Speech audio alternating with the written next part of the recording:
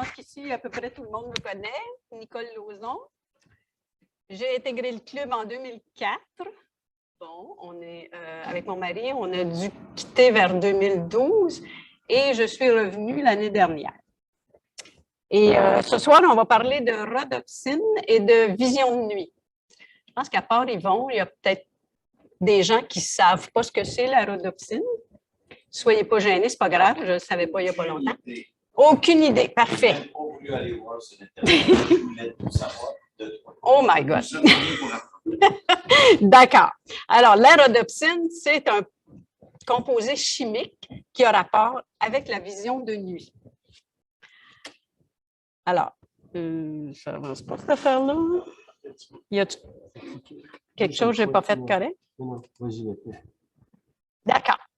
Alors, en résumé, on va parler évidemment de l'œil et de la caméra, ou de la caméra et de l'œil, ce n'est pas tellement un problème. On va parler un tout petit peu de chimie organique. On va parler dans la chimie organique d'alcool et d'aldéhyde. On va parler de différents arrangements des formules chimiques. Okay? Parce que des fois, on a deux formules qui sont identiques au niveau des lettres, si on veut, dans la formule chimique, mais comme ce n'est pas arrangé de la même façon, ça ne nous donne pas le même produit. Et on va parler, enfin, de rhodopsine. Et aussi de vitamine A. On va bien s'amuser. Alors, pour commencer, on regarde ici, on a un œil et on a un appareil photo. Bon, la sclérotique, c'est le boîtier de l'œil, en fait. C'est ce qui contient l'œil. Ensuite, on a le cristallin qui correspond à l'objectif de la caméra. L'avantage du cristallin, évidemment, c'est qu'au lieu d'avoir plusieurs objectifs, on a un cristallin qui peut se déformer de façon à être comme plusieurs lentilles. Et c'est presque instantané. Hein? Pardon? C'est ça. C'est formidable. Ensuite, on a l'iris, qui est la partie colorée de l'œil, qui est comme un petit rideau qui peut se refermer ou s'agrandir, à peu près comme le diagramme dans une caméra. J'ai dit diagramme, excuse, diaphragme, merci. Bon. À tout bout de champ, à tout moment, s'il y a quelque chose, vous pouvez m'interrompre, on discutera. Alors, la rétine, elle, c'est le capteur. Alors, je la trouvais jolie, celle-là. Ensuite, l'œil et la caméra. On ne sait pas trop si c'est la caméra qui est comme l'œil ou l'œil qui est comme la caméra, mais ce n'est pas tellement important. Alors, on disait que le cristallin, ça représente les lentilles. Les lentilles, souvent, on est obligé de placer plusieurs lentilles ensemble pour obtenir ce qu'on veut. Et c'est sûr que si on veut faire un grand angle, il faut changer de lentille. Si on veut faire une macro, il faut changer de lentille. Tandis que l'œil fait tout ça, tout seul. Et on n'a même pas besoin de lui demander. Alors, on a dit que l'iris, ça correspondait au diaphragme. La rétine, évidemment, pellicule. Quand on travaille avec de la pellicule en argentique, c'est du bromure d'argent. Et quand on travaille en CCD, c'est des capteurs de pixels. Ils appellent ça Charge Coupled Device. Ça va? Et les fameux capteurs de pixels transforment un signal lumineux en signal électrique. C'est un peu pareil pour la rétine, sauf que ça ne se fait pas de la même façon. Alors là, c'est ce qu'il y a de plus joli dans ma présentation, c'est le dessin des cônes et des bâtonnets. Alors ici, on voit, à partir d'ici et de là, ça c'est la partie qui est visible au-dessus de la rétine et le reste est dans la rétine. Tu aimerais mieux avec la souris? Ah, OK, je comprends. La souris, comment je fais pour moi? Tu l'as vu? Attends une minute, là. Regarde l'écran en même temps. On va à droite. Bon, là, je l'ai. OK. Mon Dieu, elle bouge très vite ta souris. Je ne suis pas habituée. Sur l'écran? OK. OK. Alors, notre bâtonnet qui est ici, et ça, c'est le cône. Je pense que ça ne demande pas beaucoup d'explications pour savoir pourquoi ça s'appelle un cône, pourquoi ça s'appelle un bâtonnet. Alors, tout le reste qui explique comment c'est fait, tout là, c'est moins important. Pour l'instant, c'est... Ouh là là, la direction.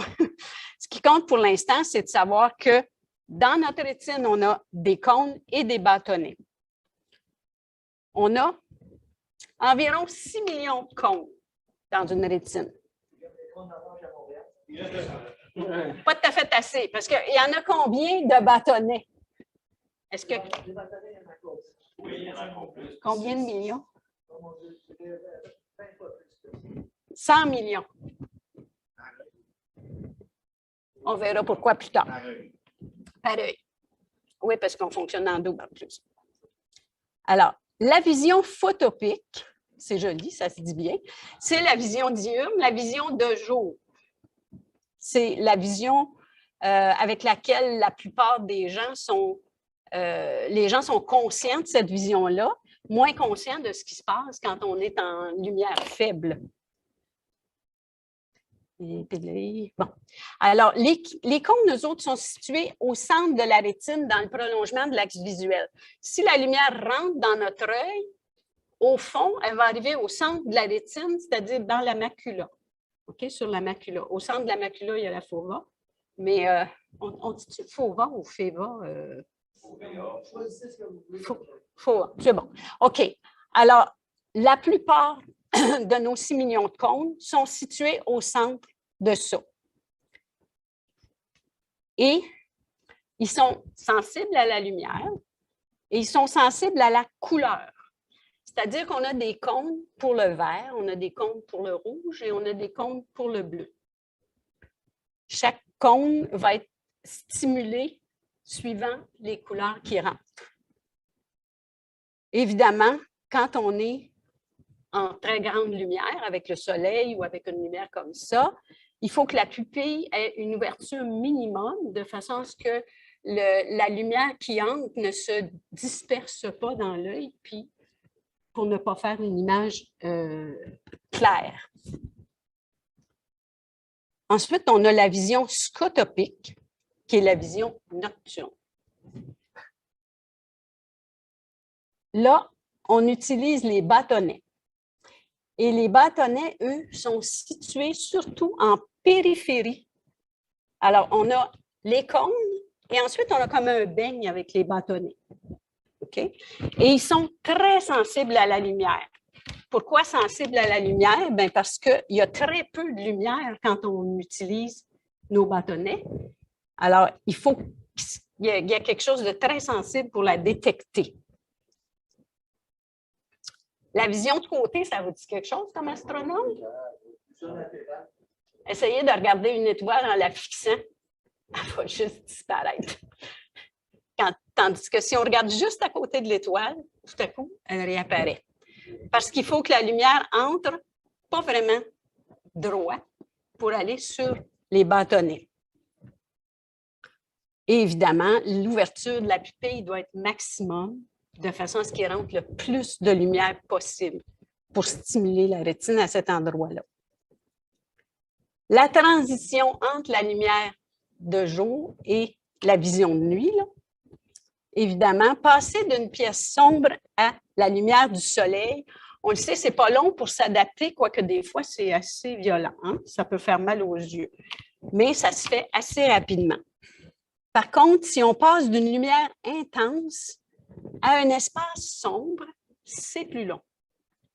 Le soir, on arrive, on installe notre télescope et des fois, tout à coup, il apparaît des étoiles qui n'apparaissaient pas avant. Bon, ça peut prendre jusqu'à une demi-heure. Il faut être patient. Et il ne faut pas la perdre, cette vision de nuit, ensuite, parce que quand quelqu'un arrive avec son Moses sa voiture puis ses grosses lumières, oui? Le phénomène complémentaire, c'est que tu roules sur la fontaine, quand tu rentres dans le tunnel, tu fais ça, tu vois plus rien. Oui. Tu fais juste que le char n'est pas bloqué dans ta face. Oui, c'est tout à fait vrai. L'éclairage dans tous les tunnels, en plein haut, est allumé. C'est pour ça, hein, c'est ça. Et puis, en m'en venant ce soir, moi, j'avais le soleil dans les yeux, OK? Et j'ai dû passer, pour passer de la 25 à la 440, il y a 2 petits tunnels, là. C'était la nuit totale. Malgré les lumières, on ne voyait absolument rien. Alors, qu'est-ce que c'est? Ah, OK. C'était-tu là? Alors, on va parler du cache-œil des pirates. Michel a déjà parlé de ça à l'automne. Pourquoi? Attendez, j'ai un beau pirate en plus. Ah, il a toutes ses dents, mais ils sont tout croches, mais c'est pas grave. Je ne sais pas où est-ce qu'ils l'ont choisi, celui-là. Alors, on s'est dit avec Michel que peut-être que tous les pirates n'avaient pas un œil blessé ou un œil crevé ou quoi que ce soit, mais ils portaient tous ce fameux cache-œil. Et il faut dire que les pirates à cette époque-là étaient dans des vaisseaux où il n'y avait pas de lumière électrique.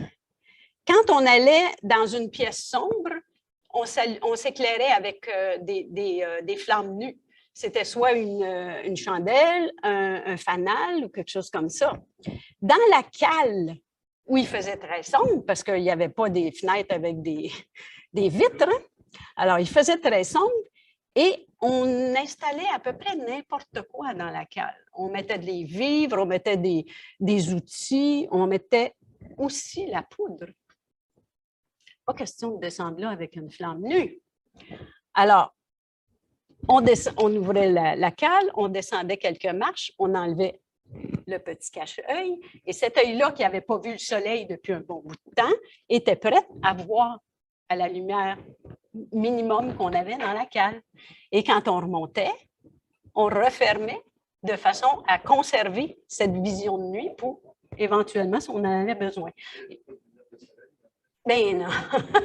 Il y avait aussi que si on se faisait attaquer la nuit ou le soir, on est en train de manger avec le fanal, ça va bien, tout à coup, il arrive d'autres pirates qui essaient de monter sur le bateau, mais eux, ils sont à la noirceur depuis un bout de temps. Et nous, on est au fanal, là. Alors, on éteint le fanal pour pas qu'ils nous voient, mais on ne voit plus rien. Alors, on relève le petit cache-œil, puis on voit les pirates qui nous attaquent, on peut se défendre. C'est plus facile. Alors, il y a plusieurs explications comme ça qu'on peut trouver un peu partout. Pardon? On est prêt à devenir pirate. Alors, c'est l'ornement. Oui, oui. Mais cette explication-là ne fait pas consensus. Non. Parce que si on prend, par exemple, Alan Ryle, qui a fait plusieurs fois une présentation ici sur comment observer ici à Tremblant. Oui. Et sa présentation, j'ai lu à plusieurs exemplaires.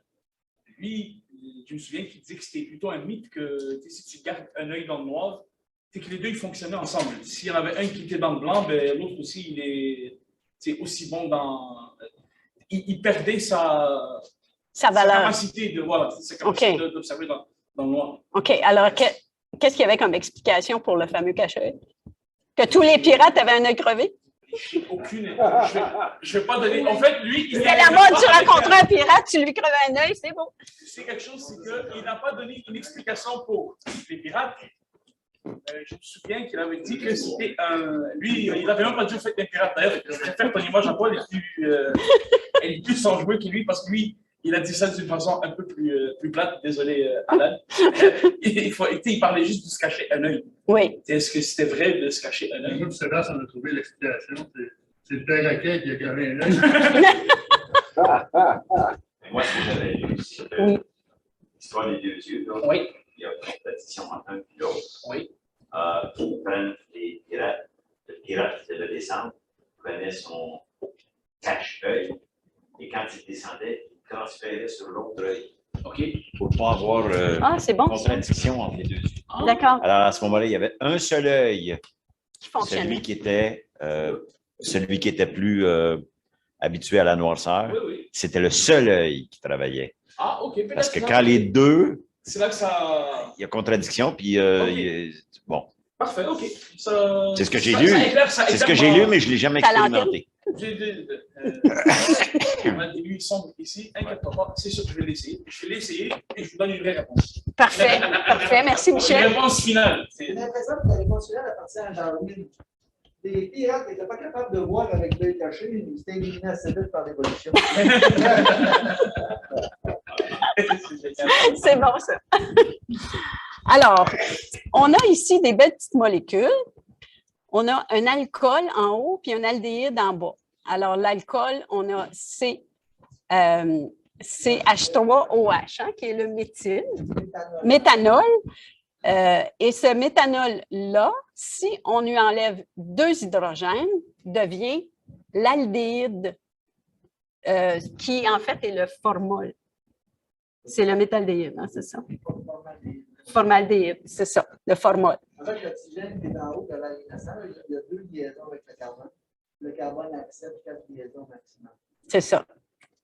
Alors, on a l'alcool le plus simple, le méthanol. On a le méthanal, parce que les aldéhydes finissent par al.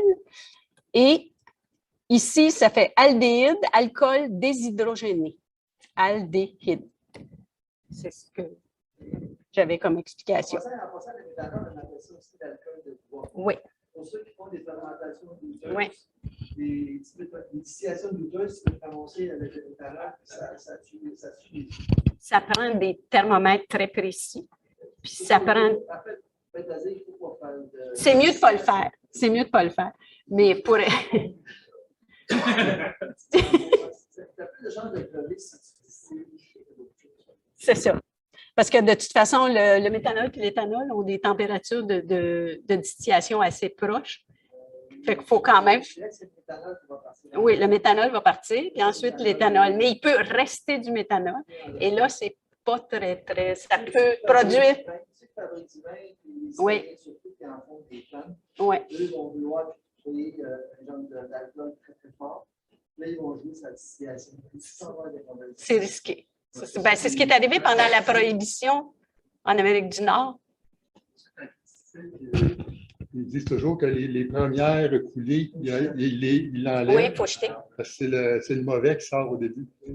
Parce que quand on distille, on fait bouillir le mélange. Et là, à un moment donné, il y a des vapeurs qui sortent parce qu'on est rendu à une température d'ébullition d'un des produits du mélange, là, un des facteurs du mélange. Et à ce moment-là, quand c'est terminé normalement, ça arrête de bouillir jusqu'à ce qu'on atteigne le point d'ébullition du suivant. Et à la fin, on atteint le point d'ébullition de l'eau. Alors, normalement, c'est 3 phases. Mais il faut être assez précis. Moi, je ne me serrais pas personnellement. Non, je ne me serrais pas personnellement. Une question, l'éthanol, ça serait quoi là-dedans par rapport au OK, CH3COOH. On va ajouter le carbone. Oui. Et un oxygène. C'est ouais. Le carbone avec un oxygène. C'est ça. Le carbone et l'oxygène. Oui. Oui. Comme ça, elle vient de dire que le CH3COOH. Alors, là, on a fait alcool aldéhyde. Le rétinal ou rétinène, OK, qui est un composé chimique qu'on peut avoir dans l'œil, c'est l'aldéhyde de la vitamine A. OK, on va parler de la vitamine A un petit peu plus tard. Pour l'instant, on va simplement dire que la vitamine A, c'est un alcool. C'est ça?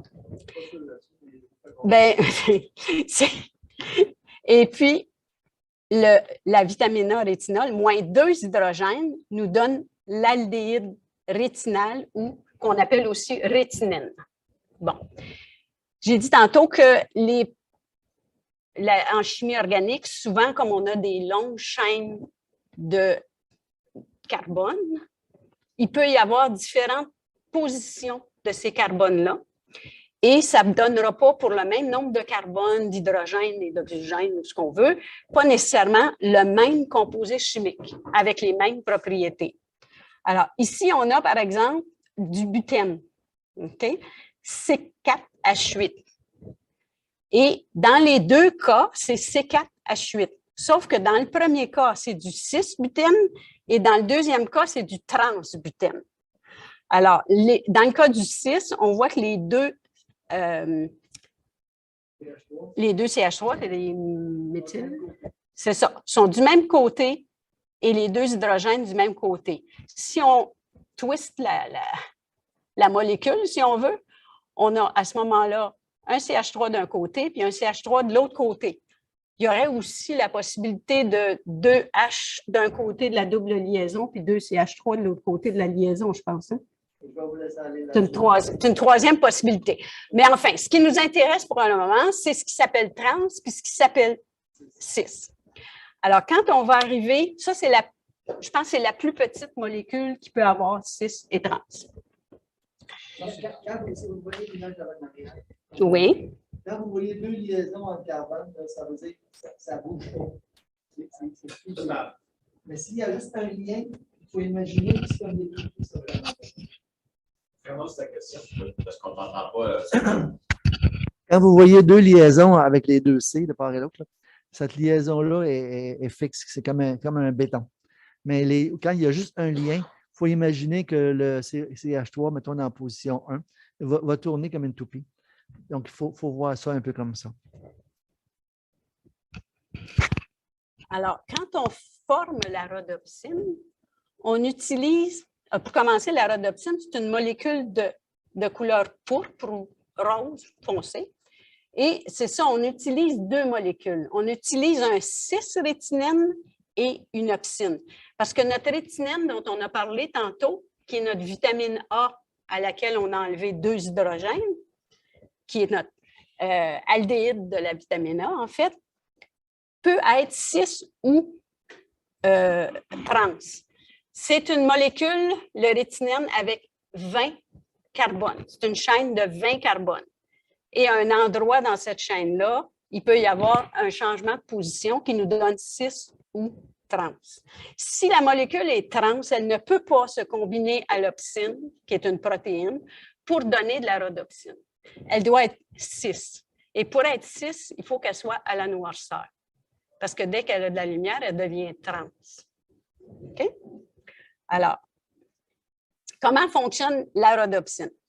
On a dans les bâtonnets des molécules de rhodopsine. C'est sûr que dans le jour, là, il ne doit pas en avoir beaucoup, parce qu'à cause de la lumière qui rentre dans les yeux, ça transforme tout le rétinine qui peut être contenu dans les bâtonnets en formule trans, et à ce moment-là, ça se défait. La molécule se décompose. On a des opsines, puis on a des molécules de transrétinine.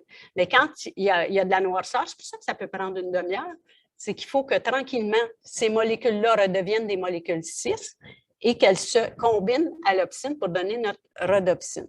Alors, quand la lumière arrive, il se passe une décomposition de la molécule, c'est-à-dire que la molécule 6 devient trans et elle se détache de l'opsine. On appelle ça le bleaching. La molécule la rhodopsine qui était rose foncé ou pourpre, devient transparente ou presque là. Et ce bleaching-là, c'est ce qui stimule la cellule nerveuse et qui envoie l'impulsion au cerveau, comme quoi il y a eu de la lumière. Après le passage de la lumière, on retourne à la noirceur et la molécule trans redevient cis et se recombine. C'est merveilleux parce que c'est un processus qui se répète.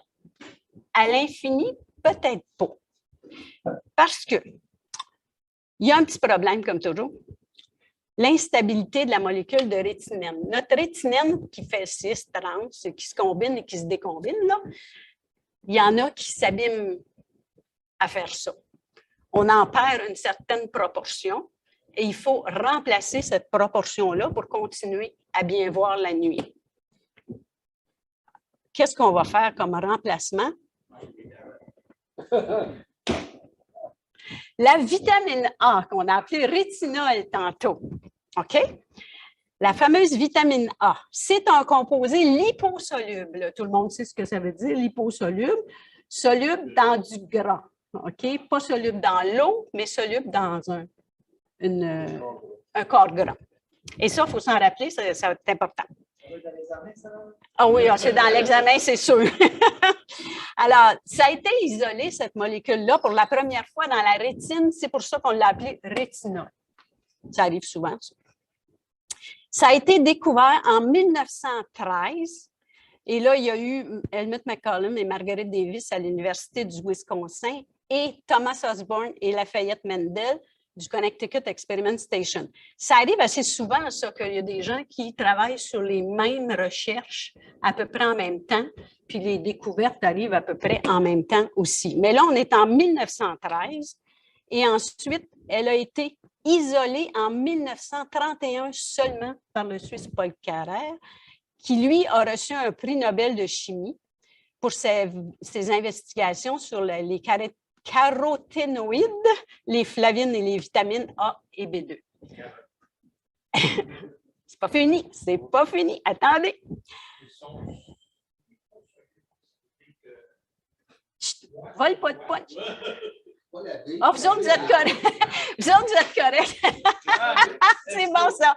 C'est bon. Alors, alors, notre vitamine A découverte en 1913, excuse-moi. La B n'est pas hydrosoluble. La B? Vous avez mis la A puis la B, la découverte, ça n'a pas rapport. Non, ça, c'est d'autres travaux sur lesquels le monsieur Carrère travaillait. Puis son prix Nobel n'était pas que ce qu'il a travaillé sur la vitamine A, c'était aussi pour ces recherches-là. La B aussi. La B aussi. OK. C'est ça. Alors, on va ensuite en 1967 et M. Georges Wald, lui, il a eu un prix Nobel de médecine pour avoir découvert que la vitamine A pourrait participer directement à un processus physiologique. Alors, de 1913 à 1967, il y a eu toutes ces recherches-là pour en arriver à savoir que cette fameuse vitamine A participait directement à un processus physiologique. Il faut le faire. Hein? Ce n'est pas toujours rapide, les recherches. Et le prix de Nobel a été partagé encore une fois par Ragnar Granit et Aldan Keffer Hartline. Ça, c'est pour voir si on sait lire. Lequel? Granit? Je ne sais pas. Les comptoirs de cuisine. Alors, notre fameuse vitamine A, il faut la trouver quelque part. Première source, les carottes. Hein? Bon, on se souvient, pendant la guerre, les soldats anglais qui mangeaient beaucoup de carottes pour bien voir la nuit, enfin, qui laissaient entendre que c'était la solution pour bien voir la nuit, sauf qu'il y en a aussi qui pensaient que ça a été fouillé par après, puis il y en a qui pensaient que c'était aussi pour éviter que les Allemands fassent des recherches sur d'autres moyens qu'ils avaient de voir la nuit aussi. Parce qu'ils se faisaient toutes sortes de recherches là-dessus, puis des lunettes spéciales, puis tout ça. Alors, pendant que les autres mangeaient des carottes, ils ne fouillaient pas pour d'autres choses. Ça ne va pas être instantané. Tu ne mangerais pas des carottes au souper pour faire de l'astronomie, ça va bien aller. Ça te renforce pas ça. J'aime ça. Est-ce qu'on se rappelle qu'on a dit que la vitamine A était liposoluble? Les carottes, est-ce que c'est gras? Non. Il y a très peu de vitamine A dans les carottes. Ah! Oui, c'est ça. Alors, par contre, dans les carottes, il y a beaucoup de bêta-carotène. C'est formidable parce que la bêta-carotène, c'est 40 carbone. Et notre système est capable de la casser en 2 molécules de 20 carbone en ajoutant des petites choses au bout. Et on obtient 2 molécules de vitamine A. OK? On l'appelle la bêta-carotène la provitamine A parce que le corps la brise en 2 obtient 2 molécules de rétinol. On sait que le rétinol se transforme dans notre système facilement en rétinal. Et dans ce fameux rétinal-là, quand il n'y a pas de lumière, devient 6 et peut nous donner de la rhodopsine. Donc, nous aider à bien voir. Il n'y a pas que les carottes. Bon, il manque des choses. Ah oui, c'est parce qu'ils s'en viennent après. Il y a d'autres bonnes sources végétales. Par exemple, tous les fruits colorés, les légumes colorés, comme les légumes vert foncé, les patates douces, le persil, toutes ces choses-là contiennent de la bêta-carotène. Et l'assimilation est meilleure si elle est accompagnée de gras, comme par exemple des noix ou de l'huile d'olive. Okay? Alors, si on veut améliorer notre vision, on peut manger des légumes vert foncé, on peut manger des abricots, des mangues, des carottes. Sauter d'abricots dans l'huile d'olive. Et voilà. Ce serait mieux un petit sauté de carottes, là, mais en tout cas, ça dépend des goûts, là, mais c'est ça. Alors, ça permet d'obtenir de la bêta-carotène et d'utiliser cette bêta-carotène-là pour fabriquer de la vitamine A. On en a aussi de la vitamine A préformée, donc la vitamine A déjà prête, dans les sources animales. OK? Par exemple, le foie, les viandes, le poisson, le lait entier, le lait enrichi de vitamine A. Il paraît que ça existe. Les œufs, le beurre, le fromage. Comme notre vitamine A, elle est liposoluble, on en retrouve beaucoup dans toutes ces choses-là qui ont du gras. Ensuite, le besoin quotidien pour la vitamine A, parce que la vitamine A, on peut en stocker, mais...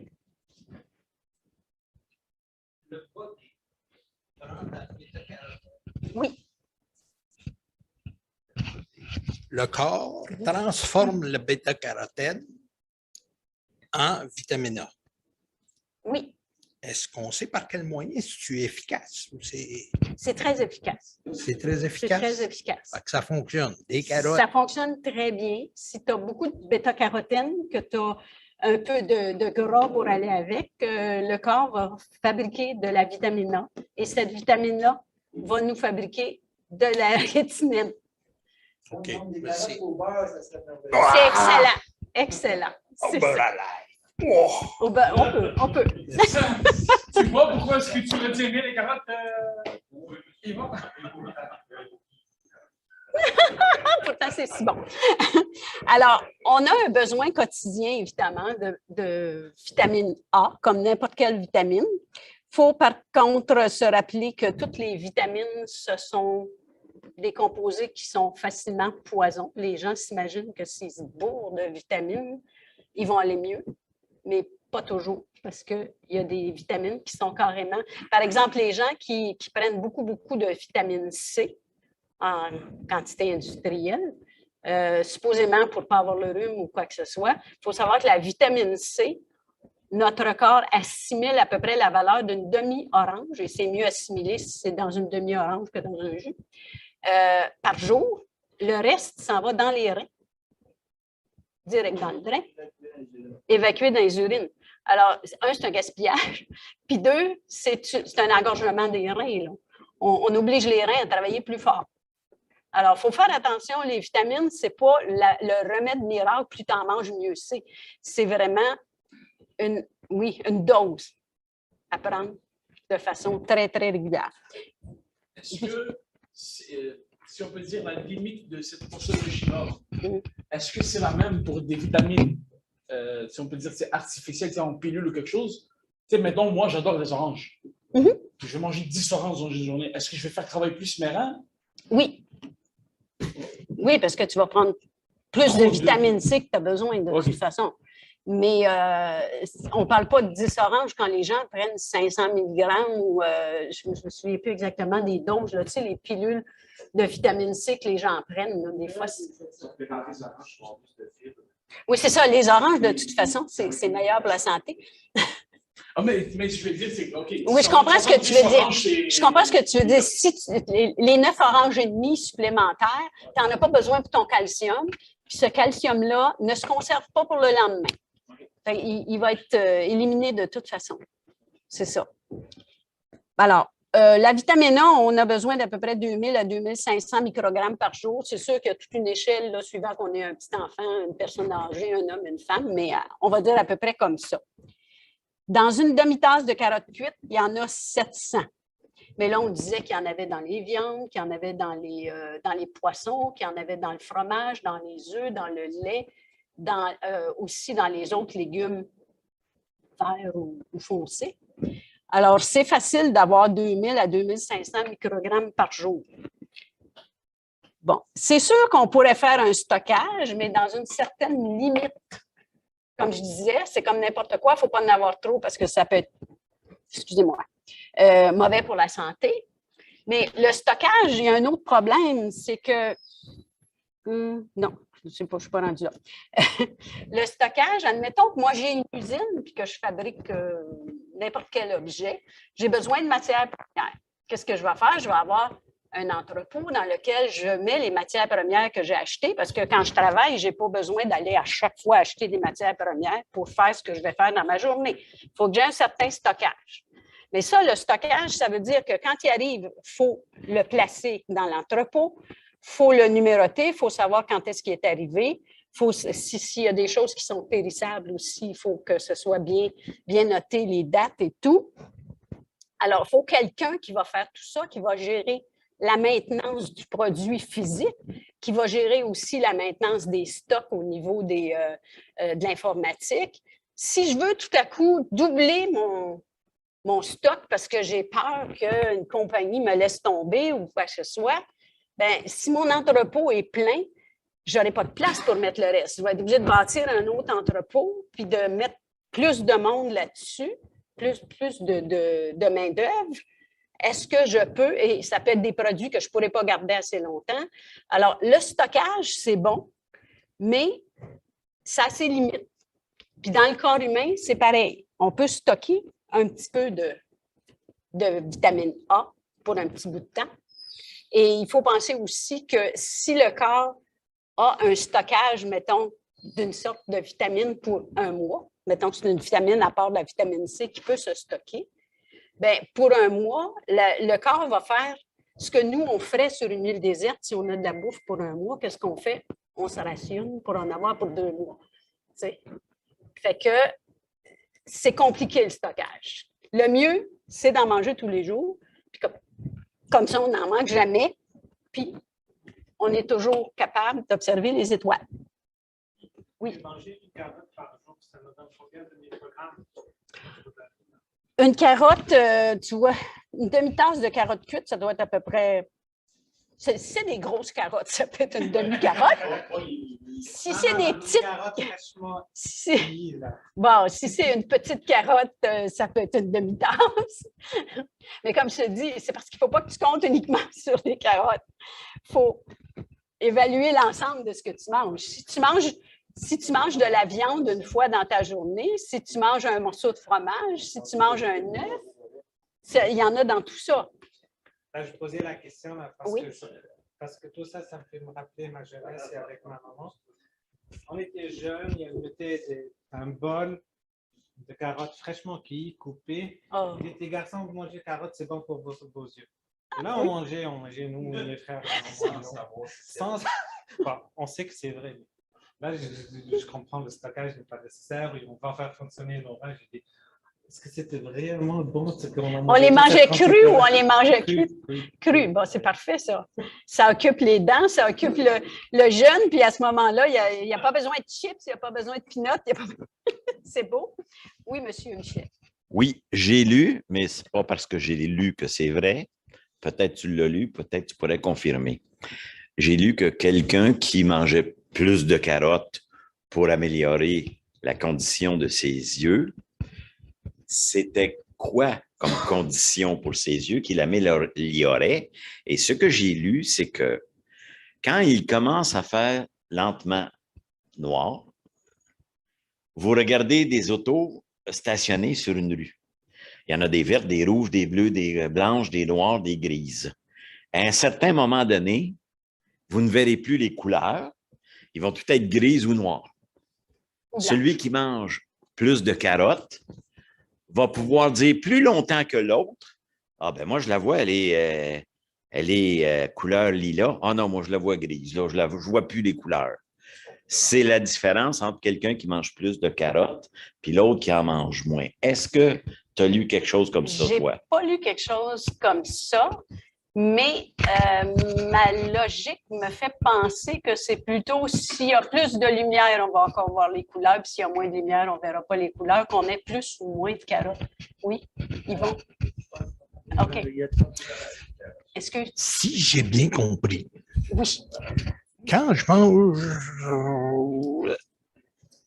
avoir beaucoup de bêta-carotène dans notre corps, oui. ça augmente la vitamine A dans ton corps. Oui. Puis, le fait de faire ça, ça va régénérer plus facilement tes 6 puis tes trans, là, Oui, oui. plus Les facilement. racines. C'est le pouvoir de soigner les pertes qu'il y aura avec le temps, Oui. c'est ça? Oui. C'est pour Donc- remplacer ces pertes-là. Donc, ça n'a pas vraiment rapport avec l'acuité puis avec la Non, couleur non, qu'on non, voit c'est ou quoi vraiment que ce soit. le processus de mais ils vont avec quelque chose à dire. Attends un peu. Dans, Continue dans donc. les années 90, il y a eu des modes de diète. Il y avait des gens, des Américains, d'autres, pour qui ils ne mangeaient que des carottes. C'était comme leur but dans la vie. Certains d'entre eux sont morts de cirrhose du foie. Oh my God. Parce qu'à quelque part, ça peut aller jusqu'à ce point-là si on est vraiment fou-braque des carottes. OK. Mais non, ces gens-là mangeaient comment dire, il y avait comme un extracteur à jus, ils rentraient des carottes à la tonne, puis ils buvaient ça. C'était comme leur médicament miracle. Mais à ce moment-là, la cirrhose du foie les guettait. Est-ce que c'est avéré? Je ne pense pas que ce soit une fake news, mais il y a eu des histoires d'horreur avec ça. Oui, bien, ça peut, une diète basée uniquement sur un élément comme ça peut amener des grosses carences aussi. Tu sais? Parce qu'à partir du moment où je mange la montagne de carottes pour ne pas engraisser, c'est sûr que je n'engraisserai pas parce que je ne mangerai pas j'aurai plus de place pour manger de la viande, boire du lait et tout ce que tu veux. Alors, je vais avoir des carences. C'est sûr, je vais avoir de la bêta-carotène, mais il va peut-être me manquer d'autres choses. Oui, monsieur. En fait, le fait même de dire que tu vas maigrir en mangeant exclusivement des carottes est un mythe énorme. Ben oui. Vous le savez tous, si je suis diabétique, puis j'ai une pompe à insuline. Fait que les carottes font partie des glucides que je mange et que je calcule, que je rentre, je suis obligé de calculer dans mon repas pour recevoir un bolus d'insuline pour ça, à quel point qu'ils ont énorme de sucre. Donc, une cirrhose au foie, là, quelqu'un, s'il se met à manger 4 kilos de carottes par repas, parce que ça ne remplit pas une carotte, là, on va se dire quelque chose, tu as faim pendant longtemps avec une carotte, probablement qu'ils finissent par avoir qui se provoquent des hyperglycémies. Tu n'as pas besoin d'être diabétique pour avoir une hyperglycémie. Là, on se prend ici, là, puis on va t'amener un gros gâteau avec fondant puis chocolat. Mange-le au complet.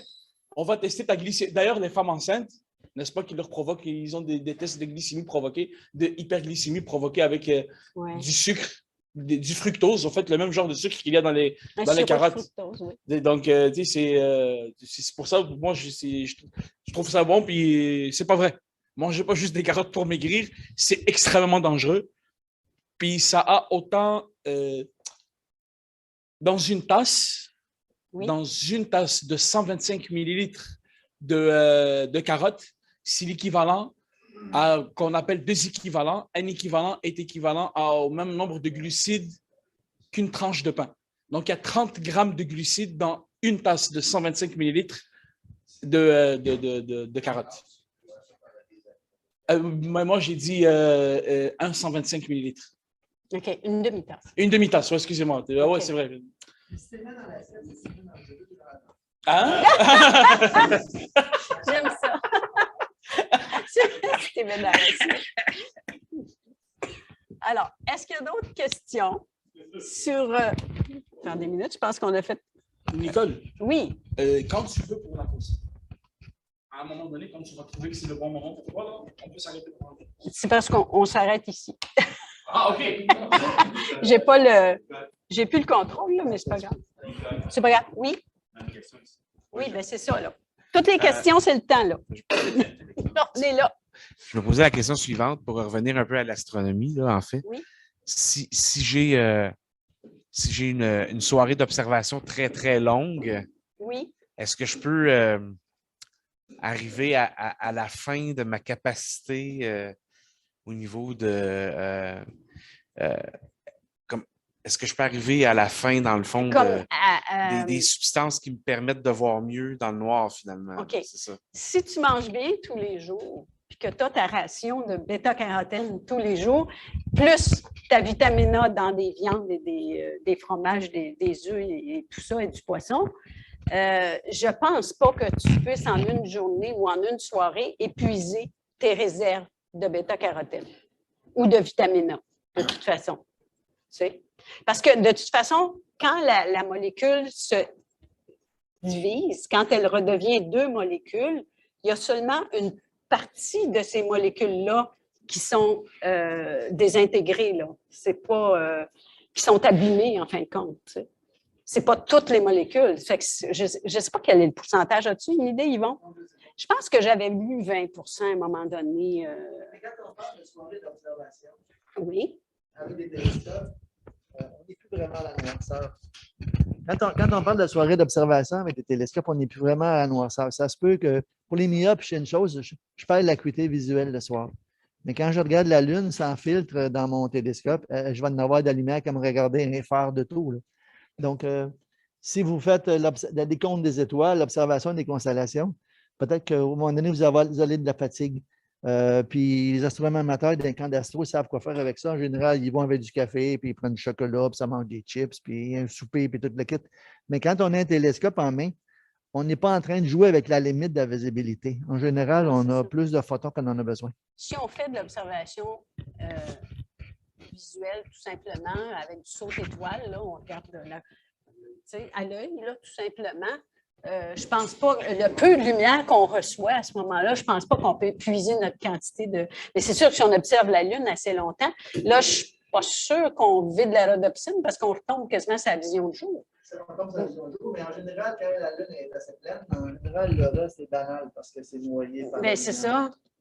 C'est ça, parce que moi, la dernière fois que j'ai observé la Lune, j'ai été obligée de mettre un filtre parce que je ne pouvais pas la regarder. C'était trop brillant à ce moment-là. Un peu... Tu sais, c'est ça. Fait que, y avait-tu une autre question?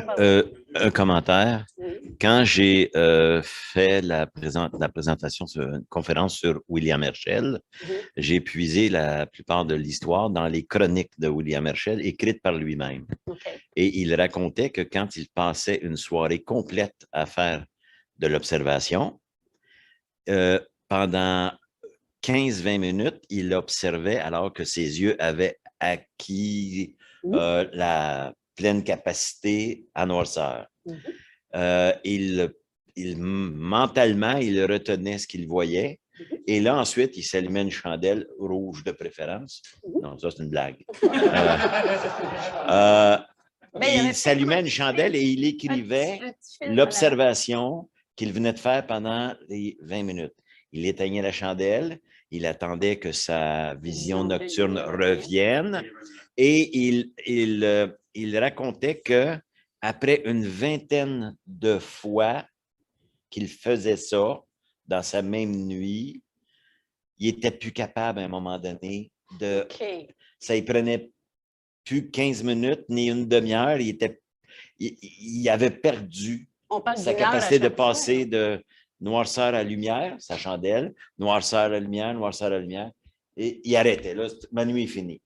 Oui, mais si tu calcules qu'il faisait à peu près 20 minutes d'observation, il avait pris 20 minutes à une demi-heure pour être prêt à son observation, 15 minutes de chandelle, ça fait presque une heure. Là.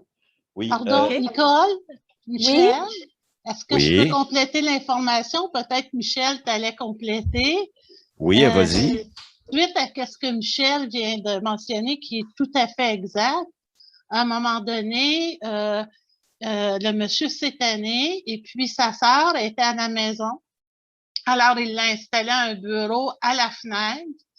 Il demeurait en noirceur et il lui dictait ce qu'il voyait avec les coordonnées. C'est exact. Oui. Ça a du bon sens. Oui, oui. Excusez-moi de vous avoir interrompu. Non, c'est parfait. Non, c'est très bien. C'est Caroline Herschel, évidemment, qui, à la fenêtre, recevait les informations de son frère. Et elle, dans la maison, à la fenêtre, elle écrivait. Comme ça, William pouvait faire des soirées plus rentables. Mais c'est quand sa sœur n'était pas là, c'est là qu'il disait qu'il pouvait faire une certaine quantité de noir clair, puis à un moment donné, il n'était plus capable. OK. Je ne sais pas si c'est une question ou un complément d'information. En tout cas, on va aller voir. Là, tu as bel et bien expliqué, moi j'appelle ça les deux extrêmes du système de vision. Oui. Tu es en mode scotopique ou tu es en mode photopique. Oui. Tu es en mode de nuit ou en mode de jour. Mais ça, c'est les deux extrêmes théoriques. Puis ce que je suis content de savoir que je ne savais pas, c'est la rhodopsine. C'est ça qui fait qu'on inhibe les bâtonnets ou c'est-à-dire qu'on stimule les bâtonnets de façon à obtenir une impulsion électrique qui s'en va au cerveau. Qui fonctionne plus efficacement dans un mode que l'autre. Les bâtonnets, ça serait le mode de toute façon, dans le jour, ce qui se passe dès qu'il y a de la lumière, automatiquement, la rhodopsine n'y est pas. Tu tombes en mode photopique. Tu as du transrétinine, puis tu as de l'opsine, mais ça ne peut pas se combiner. Bon, alors, tes bâtonnets, ils dorment. OK. Et parfait. heureusement, parce qu'ils sont tellement sensibles oui. que s'ils pouvaient prendre la lumière, à ce moment, ils se brûleraient. Oui, comprends. En étudiant pour essayer de me renseigner sur la pollution lumineuse, ah oui, c'est vrai, tu as travaillé là-dessus. C'est ça, je l'ai vu de ça m'a pris du temps à comprendre. Pas la rhodopsine, mais le scotopique, photopique. Oui. Et il y a le troisième mode, qui est le mode mésopique. Oui. Le mode mésopique, c'est entre les deux. Puis j'ai cru lire deux choses. J'ai cru lire que le mode mésopique est probablement le mode le moins bien connu. Oui.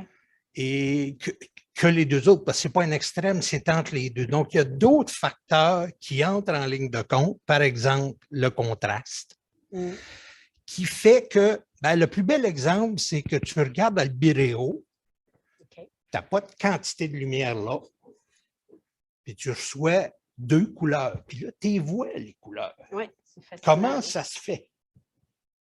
Ça veut dire que tes comptes travaillent. Autrement dit, tu es dans le mode, tu es quelque part dans le mésopique, mais très, très près du scotopique. Puis là, tu distingues des couleurs, deux étoiles. Oui. Alors, il y a tout un phénomène, un paquet d'autres paramètres qui viennent entrer en ligne de compte que j'ai lu. Ça expliquait ce qu'on disait, parce que c'est une question que j'avais tout le temps. Comment se fait qu'on distingue deux couleurs de deux étoiles?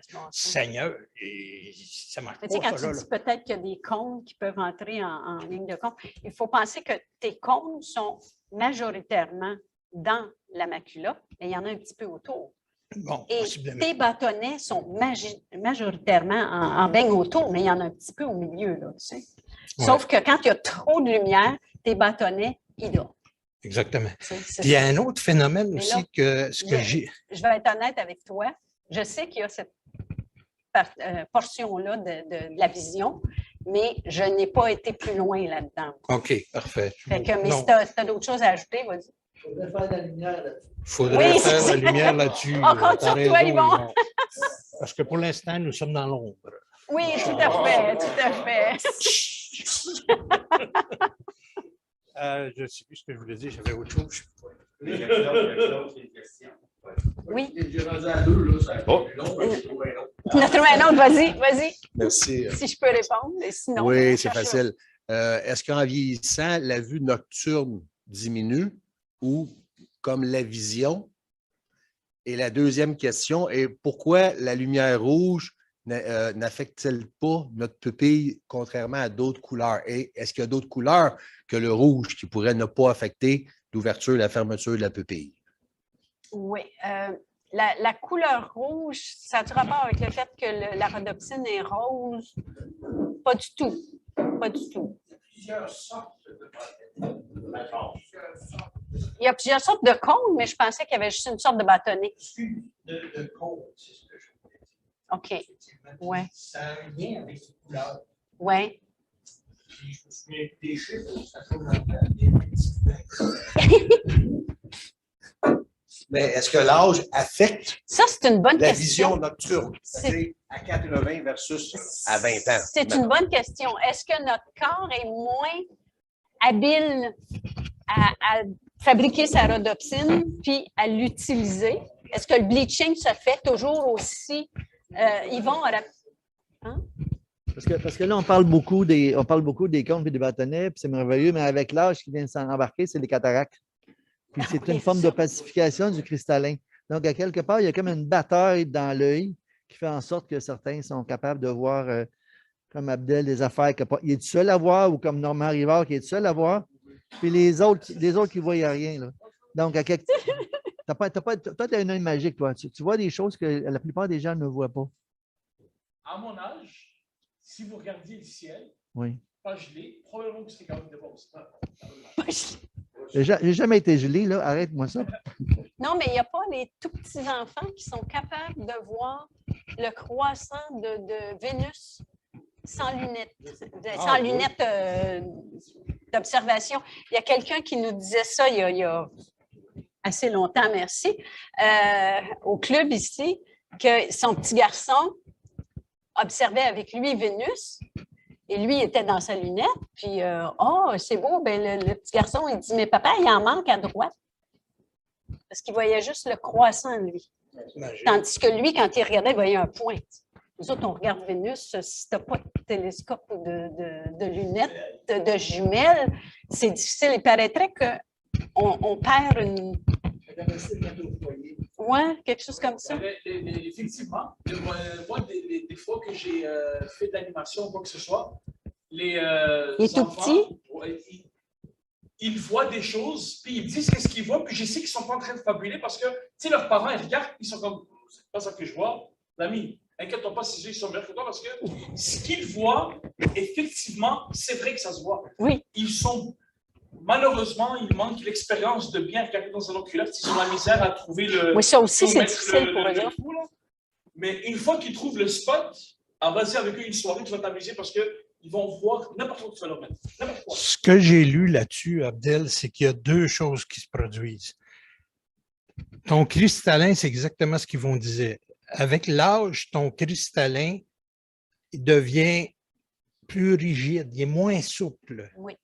Autrement dit, il perd sa capacité à changer de lentille, comme on disait. Il change, faire le foyer, des déformations, c'est plus difficile parce que le cristallin devient plus rigide. Oui. En plus, il devient plus opaque. Alors, s'il est plus opaque, premièrement, il en passe moins, mais en plus de ça, c'est que ça diffuse la lumière. Puis un œil qui est inondé de lumière, c'est ça qui est la définition de l'éblouissement. Un éblouissement, ton œil est partout dans la lumière, la lumière est partout, oui, l'œil est partout dans la lumière, oui, c'est ça. Ça va Puis bien. la lumière, ça s'en vient, on va la voir. Tu vas l'avoir. La lumière vient partout dans l'œil et puis ça fait comme ça voile. Comme une diffraction? Quelque chose comme ça, mais surtout une dispersion. C'est une dispersion. Plutôt, oui. Le cristallin est trop ouvert par rapport à ce qui arrive comme maintenant il est ébloui. Non, toi, tu parles de l'iris. Mais le cristallin, c'est ça qui arrive, c'est une dispersion de la lumière. Puis il disait qu'en pollution lumineuse, un des effets de passer à des DEL avec des températures, des spectres continus de couleurs plutôt que des spectres très sélectifs qu'on a dans l'éclairage des lampes à arc. À l'intérieur de ça, plus tu es une personne âgée, plus tu es affecté par la pollution lumineuse, même si tu ne regardes pas les étoiles, parce que tu as des problèmes d'éblouissement. OK. Alors, c'est ça. Puis, c'est ça. J'ai peut-être une réponse pour... c'est quoi ton prénom déjà? Claude. Pardon? Claude. Le Claude. Est-ce qu'en vieillissant, on perd un peu d'acuité visuelle? Yvon a répondu en partie qu'on a plus de difficultés à faire le foyer. Voici la solution. Vieux pour la vision nocturne. C'est l'inverse des lunettes que tu achètes. L'inverse. L'inverse. Non, regarde. Oui, mais eux autres, ils voient les deux. OK. D'accord. Oups. OK. C'est l'inverse des lunettes que vous achetez pour la lecture. Vous pouvez faire ça. Vous regardez, il y a 4 valeurs différentes. Et vous regardez les étoiles avec ces lunettes-là. Oh. Et vous trouvez la valeur qui vous convient le plus. C'est justement les jeunes qui n'ont pas de problème avec le foyer. Non, OK. Déjà là, à la lumière du jour, tu vas voir une différence en les mettant devant tes yeux. Mais quand tu regardes le ciel étoilé avec... Non. Les deux? Les deux. Comme ça. Ou ensuite, tes flips. Il y a différentes valeurs. Faut que tu vois. Et une des valeurs va plus être à ton goût pour observer un ciel étoilé. Moi, en tout cas, avant que je me fasse opérer les yeux, je voyais une grande différence. Là, je ne sais pas, maintenant que j'ai mes yeux opérés, si je vais avoir autant besoin de ça que j'en avais besoin avant. Okay. Et quand j'utilisais ces lunettes d'appoint-là pour les yeux, je voyais une nette différence. Mes étoiles étaient plus piquées. Alors, c'est comme si je faisais un meilleur foyer. Ma question était plus spécifique sur la vision nocturne que la précision que ton exemple fait. Là. OK. La vision nocturne, c'est que moi, je me promène le soir à camping. Là. Si je n'ai pas de lampe de poche, rien, il n'y a pas trop de lumière, je finis par rien voir. Est-ce qu'à la longue, ma question était, est-ce qu'en vieillissant, on perd de cette qualité-là d'avoir une bonne vision nocturne? C'est ça, c'est une bonne question. Il faudrait demander